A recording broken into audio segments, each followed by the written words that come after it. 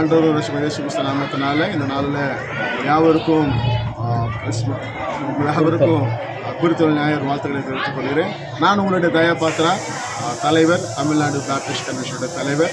இந்த நாளில் கூட தமிழ்நாட்டில் நடக்கிறதான தேர்தலை முன்னிட்டு பேப்டிஸ்ட் கன்வென்ஷன் ஆகிய நாங்கள் யாவருமாய் தமிழ்நாட்டில் பல பகுதிகளில் இருந்து செயல்பட்டு கொண்டிருக்கிறோம்.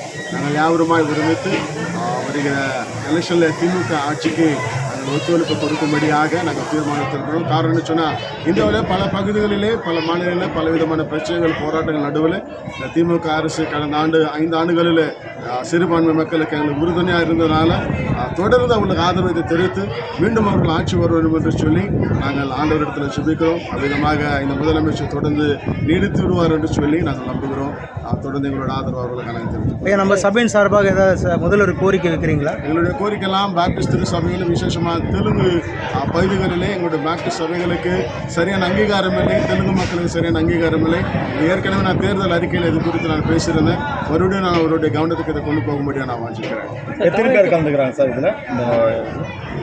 உங்கள் குருத்தோல் நாட்டில் இன்றைக்கு கிட்டத்தட்ட ஏறத்தாழ ஒரு 200 300 பேர் கிட்ட இருக்கிறவங்க இதை எத்தனாவது ஆண்டா நீங்கள் அதை தொடர்ந்து ஒரு 10 ஆண்டுகளாக நாங்கள் இதை தொடர்ந்து செய்து கொண்டிருக்கிறோம்.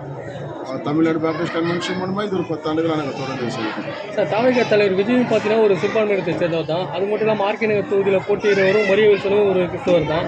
நீங்கள் அவருக்கு வாக்களிக்காம ஆதரவு தெரிவிக்காம திமுக ஆதரிக்கிறீங்க. தமிழ்நாடு மாநிலம் முழுவதுமாக சிறுபான்மைக்கு ஆதரவாக இருக்கிறது திமுக ஆட்சி தான். அதை தான் நாங்கள் விருப்பப்படுறோம். ஏற்கனவே அவங்களுக்கு ஆதரவாக இருந்து காட்டி கொடுத்துருக்காங்க.